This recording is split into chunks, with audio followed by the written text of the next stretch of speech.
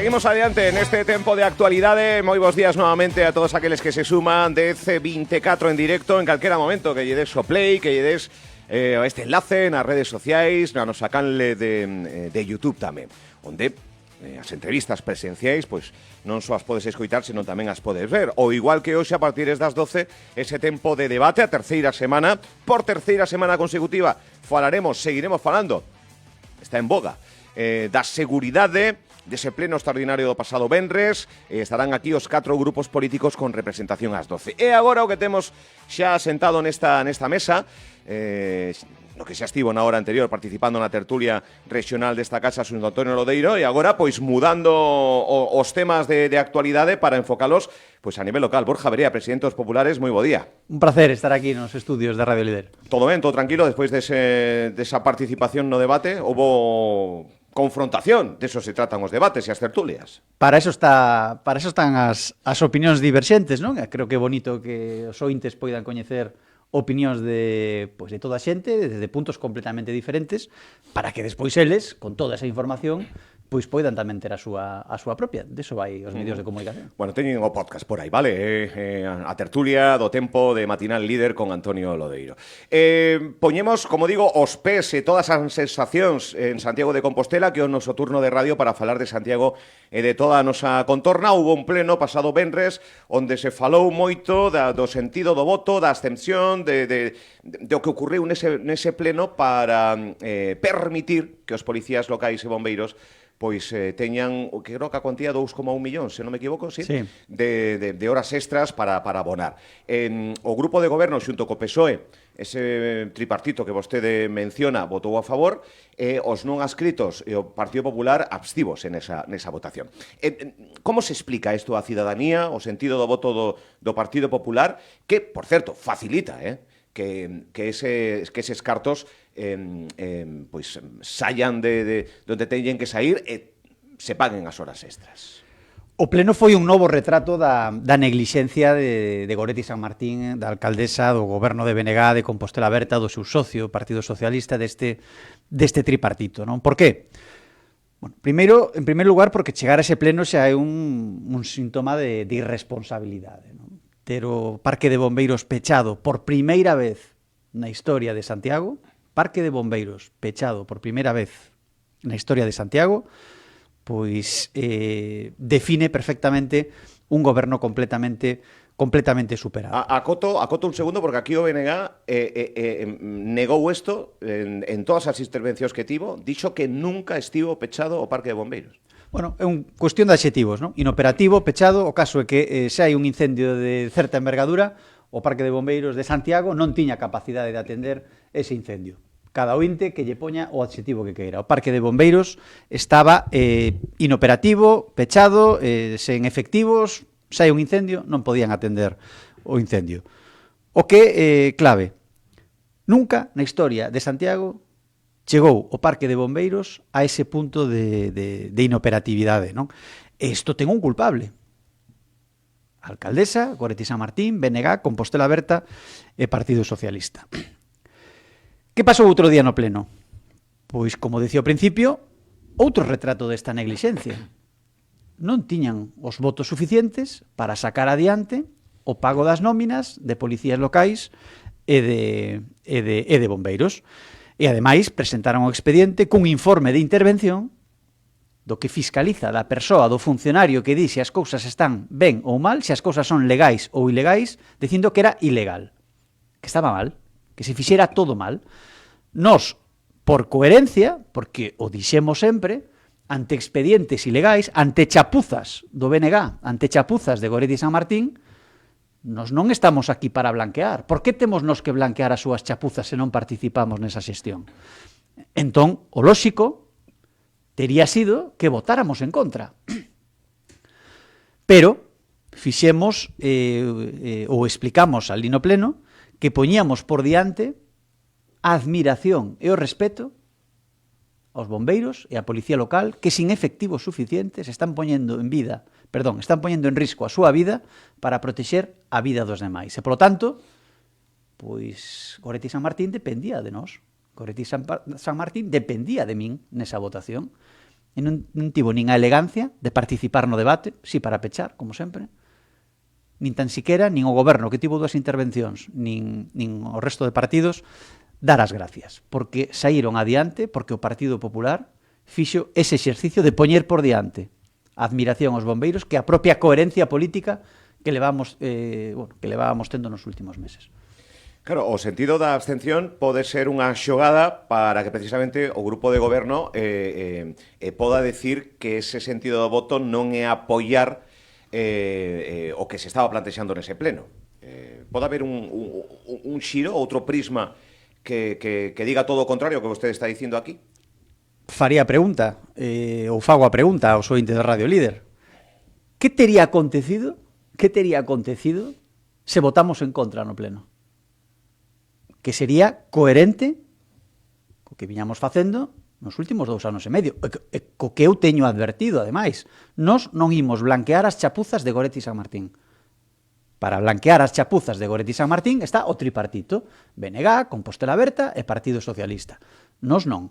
Por lo tanto, o venres, se fósemos coherentes, enténdase o que estou dicindo, se fósemos coherentes, tiñamos que ter votado en contra. Pero puxemos por diante da nosa propia coherencia o respeto e a admiración aos policías e bombeiros. Por lo tanto, queda claro.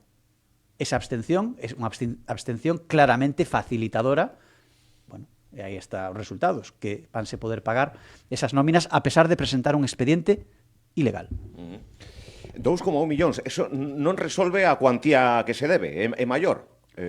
Resolve a cuantía hasta maio. Hasta maio. Faltaría de maio a novembro, ata agora mesmo. Vale. O xoves hai pleno?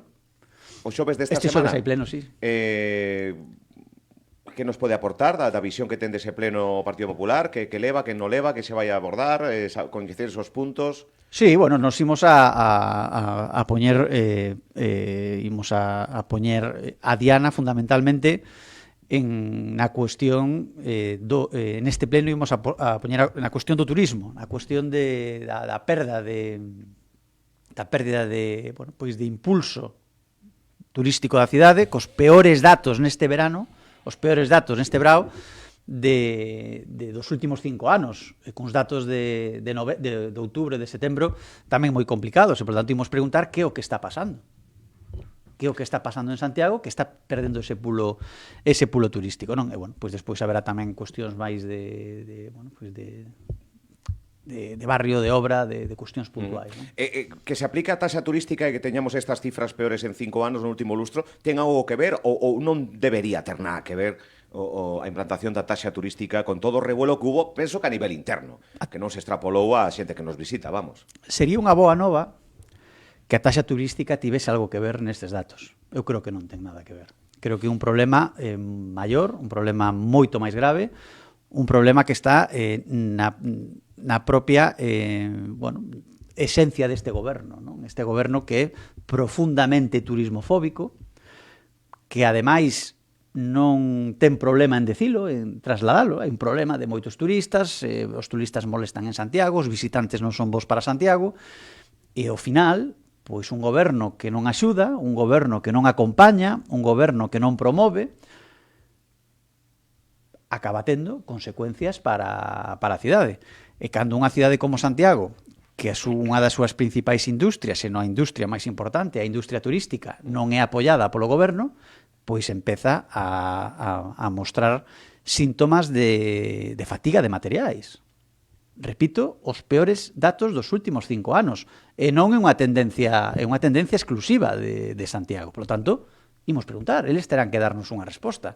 Que é o que está pasando? Entendo que fixeron un análise e responderán, non a nós, aos cidadáns de Santiago, que é o que está pasando coa industria turística en Santiago. Porque tamén, ao mellor, enténdase a ironía, pois nin que están contentos, que é o que querían, que veña menos xente, que haxa menos riqueza derivada da industria turística, que haxa menos conexións aéreas e que, por lo tanto, pois que está funcionando a súa estrategia turismofóbica e que están moi contentos nesa desaceleración, como digo, dunha industria fundamental para todos.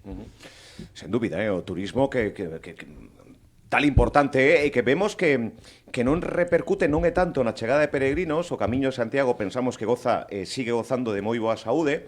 Outro día o Mancomunidade dos concellos, son 11, do Camiño francés achegábanse ato Vaticano, tiñen unha conversa co Papa, con León XIV, e convidárono a participar como peregrino de cara ao Xacobeo 2027. Sería unha boa nova que o Papa participase do Camiño de Santiago para bueno, pues, con todo o que repercutiría este tema, ¿no? Sería unha noticia fantástica, ¿no? Que ya poidan cumplirse bueno, pues todos eses pedimentos que se lle está facendo ao Papa para que visite Santiago, xa como se xa se o fai, pois como un peregrino nunha das, bueno, pues sería, como digo, unha noticia tremenda para a cidade. Non o descartou, a priori non o descartou, por lo que informan dende eses concellos a presidenta da Mancomunidade, Begoña Balado. Pois, como digo, sería a mellor das noticias, non? Que o Papa visitase a cidade. Non podemos perder nunca a perspectiva, polo menos o meu proxecto político do meu equipo, o proxecto político do Partido Popular de Santiago ten clara a clave de que Santiago é unha cidade diferente. Santiago, con todos os respetos, eles dirán o mesmo, pero Santiago non é Albacete, non é Guadalajara, e Santiago non quere ser Albacete, non quere ser Guadalajara. Santiago, a nosa cidade, naceu hai 1000 anos para recibir xente. Iso é un privilexio único. É unha cidade única. Non hai unha cidade que teña no seu espírito, no seu ADN, ter nacido para recibir xente. Iso fai que sexamos mellores os santiagueses. Temos a capacidade de aprender, temos esa riqueza cultural, diaria, de xente que ven de todas as partes do mundo. Querer extirpar, querer eliminar, querer reducir, arrinconar esta forza única que ten esta cidade é un erro histórico que nunca ocorreu. Pode haber excesos, pode haber momentos puntuais, pode haber hasta cansanzo momentáneo en determinados puntos, en determinados días, pero non podemos elevar eso a categoría. Somos diferentes, somos únicos, os santiagueses temos ese privilexio e temos que defendelo. Temos que defendelo entre todos. E, por tanto, este partido, o proxecto do Partido Popular en Santiago de cara ás próximas eleccións, ten claro que esa vai ser unha línea vermella que hai que recuperar e fortalecer. A alcaldesa de Santiago fixo público, o Goretti San Martín, que iba a emprazar mediante unha carta manuscrita o alcalde recén elexido de Nova York que visitase a capital galega. Ben feito, como ven os populares este convite, insisto, público, que fixo a propia rexidora nas redes sociais, precisamente xa comenzando a manuscribir esa carta. Bueno, ben no fondo, mal na forma. Lóxicamente, todos os mandatarios internacionais que visiten a cidade, benvidos, non? Benvidos. Agora ben, que na fin de semana, cunha crise de emerxencia de seguridade en Santiago co problema do parque de bombeiros pechado, a chirigotada do sábado e domingo fose un Instagram de ela facendo un sketch humorístico dicindo que escribe unha carta para explicarlle ao alcalde de Nova York o que é loitar contra o trumpismo, non? Porque aquí, sexamos claros, viña a decir que eu son unha especie de Trump que ela ten que loitar contra as forzas trumpistas nesta cidade, non? Bueno, pois esa chirigotada, un erro na forma. Se vostede quere invitar como principal representante desta cidade o principal representante dunha das principais cidades do mundo, ben, apoio do Partido Popular. Agora, utilizar eso para facer un sketch humorístico, para facer unha chirigotada, e para, en vez de falar das virtudes da nosa cidade, dicirlle que o que lle vai ensinar o alcalde de Nova York é como loitar contra o trumpismo, e despois, ademais, engado eu, a mellor tamén lle quere explicar como se fai para ter a cidade máis sucia que nunca, como se fai para non ter efectivos policiais, como se fai para ter o parque de bombeiros pechado, como se fai para ter autobuses arrastrados por toda a cidade, ou como se fai para ser a alcaldesa máis morosa de Galicia, non? Por lo tanto, cuestións importantes como é a representación internacional da nosa cidade, O que non se pode convertir, como digo, nunha chirigotada. Vostede, o Partido Popular, pidiu a dimisión de Goretti San Martín. En moitos medios, tamén aquí, di que máis ten que pasar para que dimita a rexidora. Estamos nesa tesitura, unha tesitura de ter que dimitir. Así o ve o Partido Popular? Sen dúbida, non? E no pleno dille outra opción. Se este goberno quere seguir, ou ten os apoios para seguir, que siga, pero sen vostede. De un paso a un lado, e se algún compañeiro ou compañeira, tenente alcaldesa ou outro concelleiro, quere seguir, pois que se poña fronte, porque isto non dá para máis. Acabo de facer unha enumeración de todos, prácticamente todos os departamentos do Concello que están funcionando peor. E isto rematou cando chega a esa situación de ter, por primeira vez na historia desta cidade, o parque de bombeiros da capital de Galicia inoperativo, con risco para a cidadanía. Con risco para a cidadanía. Porque estamos falando dunha cidade de 100.000 habitantes sen parque de bombeiros operativo. Co apoio de Brión, co apoio de Ordes en moitos casos. Está esa foto para a historia, tristemente para a historia, Pontepedriña, do GES, do Concello de Brión, en Carreira do Conde, atendendo un incendio no corazón desta cidade. Por tanto, non dá para máis. Isto non dá para máis. Que máis ten que pasar? Centros socioculturais pechados. É que calquer departamento que falemos é un auténtico un concello en situación de colapso, non? Por tanto, estalle facendo moito dano a Santiago. Goretti San Martín estalle facendo moito dano a Santiago. E o que queda é marcharse. Eu sei que non vai a marchar. Entón, aquí a pregunta pode ser, se sabe para que non vai a marchar? Por que pide vostede a dimisión? Porque nós queremos ser claros coa cidadanía. Queremos ser transparentes. E cando entendemos que unha situación non dá para máis, é a nosa obriga a pedir a dimisión. Mesmo sabendo que non se vai a producir. E que pode xerar frustración pedir a dimisión e que non se produza. Pero que é a nosa obriga a facelo é ser clarísimos, ser contundentes e que os cidadáns entendan o que estamos dicindo. Que non o fai, xa queda na súa conciencia. Nós facemos o que temos que facer e o que é a nosa responsabilidade. Na última vez que estivo nestes micrófonos, dousa circunstancia de que hubo, durante ao menos 24 horas, unha posibilidade de cambio no goberno de Santiago de Compostela. Que ao final, bueno, por resumir brevemente, abriuse a posibilidade de que Mercedes Rosón encabezara tivera alcaldía co apoio do Partido Popular, algo que a través de comunicados iba desinformando da situación. Unha pequena fiestra que se abriu en declaracións neste medio de comunicación e que tivo pois, unha repercusión non moi lonxe. Que visión tivo de todo iso que se abriu, de Mercedes Rosón que se propuñía en boca dos non adscritos a alcaldía? Vostede dixo que sí, que o PP apoyaría esa situación, e pouco tempo despois os propios non adscritos descartaban esa posibilidade. Como viviu ese tempo? Pensa que antes das eleccións pode haber outro escenario, non sei se semellante ou non, que poda ter outro fin? Os grupos de non adscritos lanzou unha oferta. Lanzou unha oferta que era sí a unha moción de censura, pero con Mercedes Rosón como candidata. Nos levábamos tempo ofrecendo unha moción de censura gobernada por nós ou liderada por nós para transformar a cidade. E atopámonos esta contraoferta. E aceptámola. Xenerosidade. Non queremos sillóns, non queremos flashes, non queremos estar nas cámaras, nin ser os queremos mellorar a cidade. Unha xenerosidade que non é habitual en política. E esa xenerosidade o que fixo foi que temblaran moitas pernas. Porque ninguén se esperaba esa xenerosidade por parte do Partido Popular. Unha xenerosidade que viña acompañada, ademais, dunha listaxe de medidas clarísimas que entendía todo o mundo. A primeira, derribo da Casa da Xuventude como símbolo de cambio, como símbolo de reencontro, como apertura de Belvís á cidade, como comezamos unha nova etapa. reforzo da policía local, reforzo dos servizos de... Bueno, unha listaxe perfectamente asumible, ademais negociable, non era pechada con todo o mundo. Había 2 anos por diante para poder facer estas cuestións.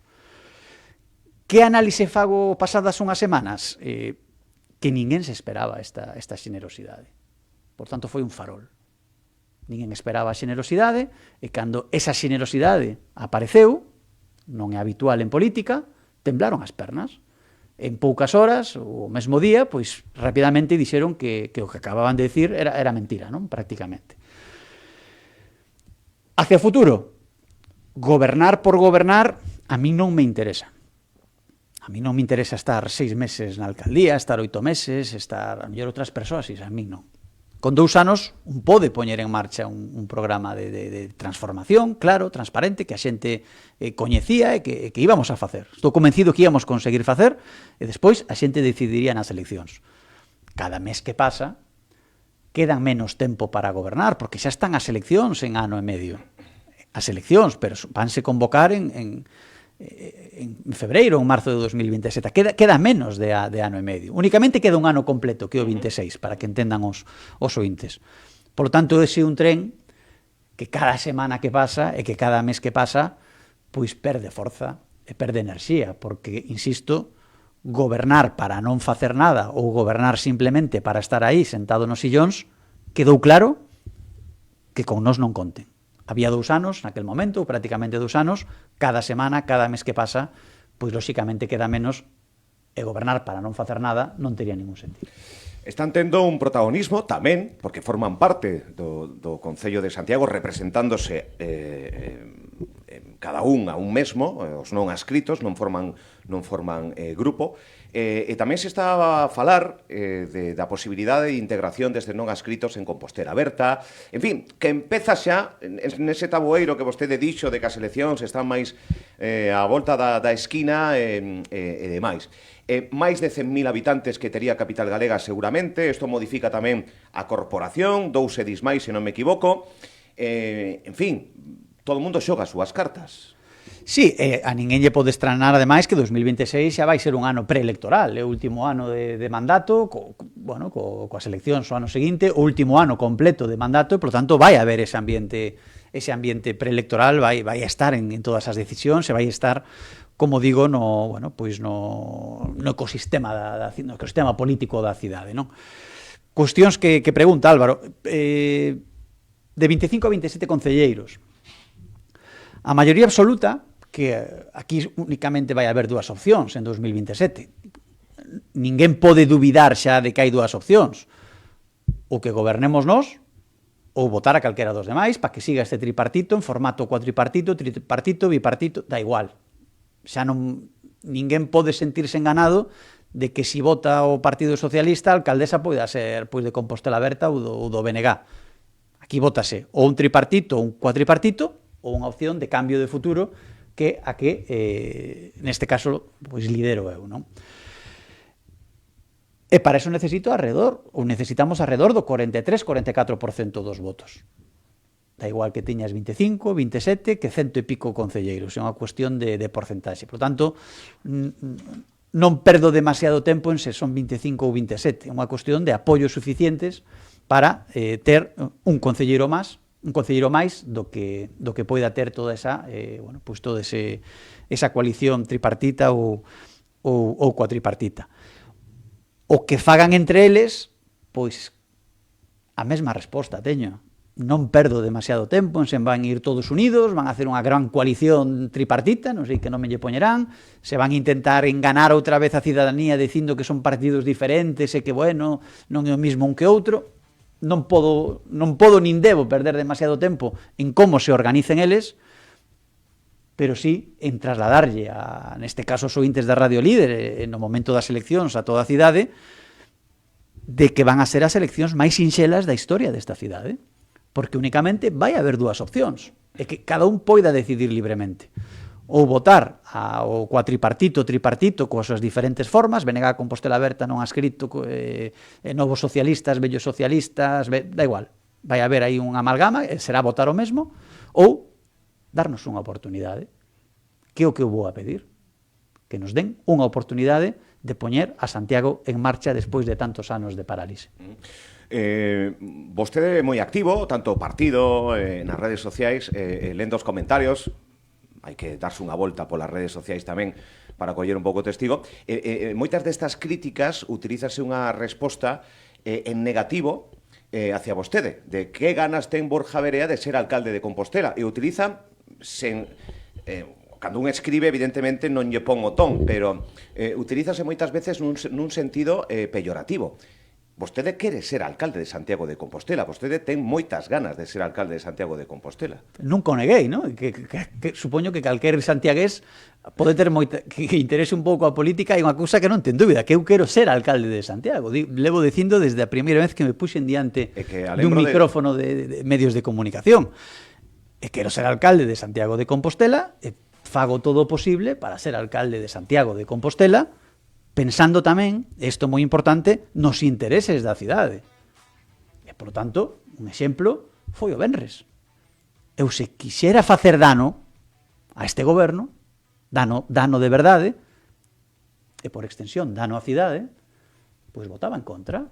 Votaba en contra e tiña un lío monumental este goberno sen pagar as horas extras de policías e de bombeiros.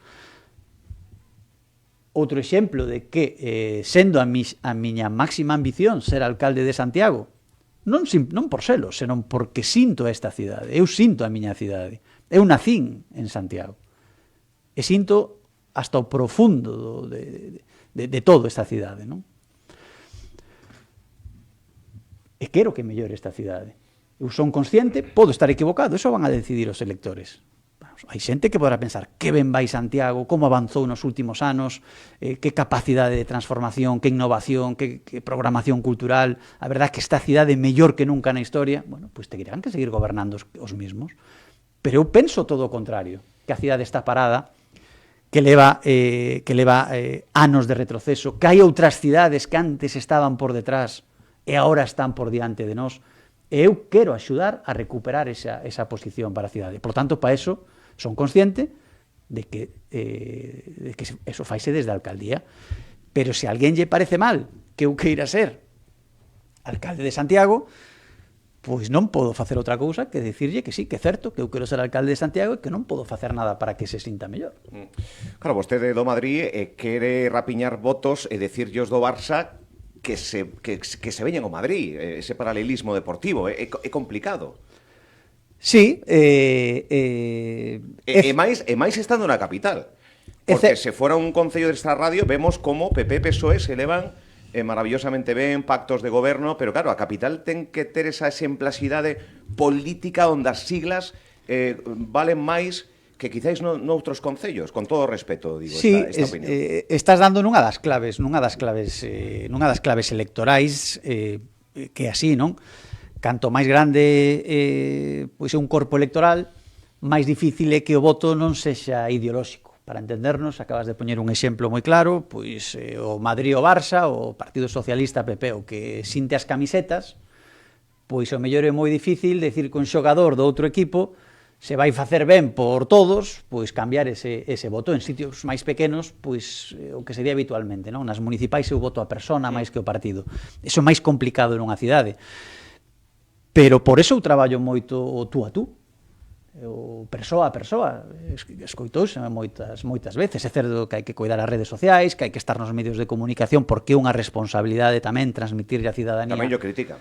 Bueno, pero creo que vai dentro da responsabilidade estar nos medios de comunicación respondendo as preguntas. Aquí pregunta o periodista e o representante público ten que preguntar. Non aparecer e non responder creo que é unha falta de responsabilidade. Pero se poño a porcentaxe de traballo do meu día a día, a maior parte é o tú a tú, persoa a persoa e veciño a veciño, non? Porque necesito que moita xente do Partido Socialista, que xente do BNG, que xente de Compostela Aberta ou que xente dos non adscritos confíen en min, a pesar de ter unha camiseta que é certo que ideolóxicamente pode non encaixar no seu voto. Pois esta é a visión que ten de outros moitos asuntos, e xa falando das eleccións do 2027, ano 2026 que está aí, ese sí que está chamando xa a porta, o ano 2026 vai a ser un ano moi electoral de coñecer candidatos e candidatas, algúns xa xa o damos por feito, pero hai outras forzas políticas que teñen aínda que debatir a ver quen poñen para intentar ostentar a alcaldía de Compostela. Graciñas, Borja Verea, por vir. Un placer. Graciñas.